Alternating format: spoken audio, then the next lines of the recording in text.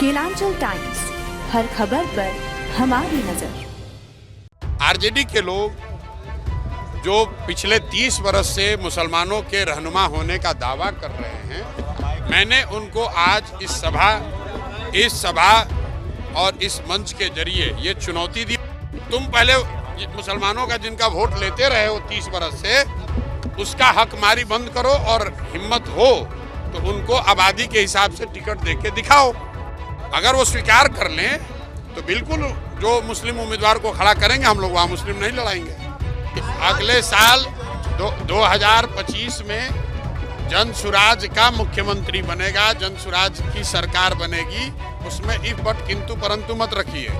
हमारी लड़ाई आरजेडी से है ही नहीं। जन सुराज की लड़ाई सीधे एनडीए से है।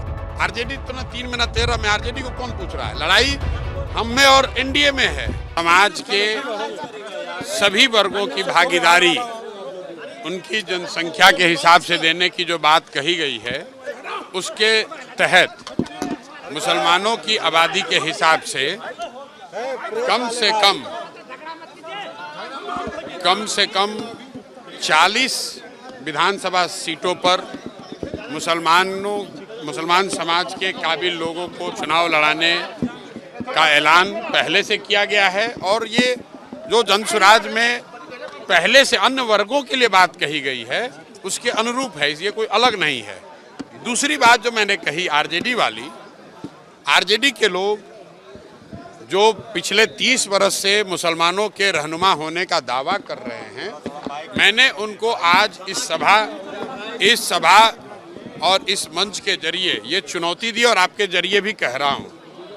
अगर वो ये कह रहे हैं कि भाई जन सुराज के लोग आएंगे, वो मुसलमान अगर उनको वोट देगा तो वोट बटेगा, तो मैं उनको कह रहा हूं कि जहां पर भी मुस्लिम उम्मीदवार आपके जीते हुए हैं, आप खड़ा करो मुस्लिम उम्मीदवार। हम वहां मुस्लिम नहीं लड़ाएंगे, हम वहां हिंदू लड़ा लेंगे, कोई बात नहीं है।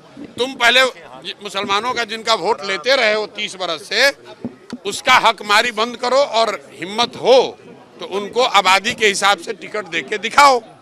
वोट तो तुमने लिया है, ये हमने उनको चुनौती दी है। अगर वो स्वीकार कर लें तो बिल्कुल जो मुस्लिम उम्मीदवार को खड़ा करेंगे, हम लोग वहाँ मुस्लिम नहीं लड़ाएंगे। अरे भैया, दल बना नहीं और आप सीएम कौन होगा? अगले साल 2025 में जन सुराज का मुख्यमंत्री बनेगा, जन सुराज की सरकार बनेगी। उसमें इफ बट किंतु परंतु मत रखिए।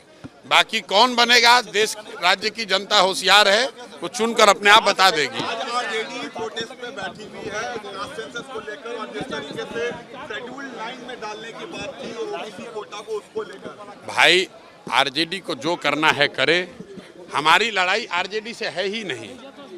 जन सुराज की लड़ाई सीधे एनडीए से है। लोकसभा के चुनाव के नतीजों को अगर आप देखिएगा तो 176 सीट पर तो एनडीए आगे है। आरजेडी तो ना 3 में ना 13 में, आरजेडी को कौन पूछ रहा है? लड़ाई हम में और एनडीए में है। आरजेडी चाहे धरने पर बैठे या चाहे जाकर अनशन पर बैठ जाए।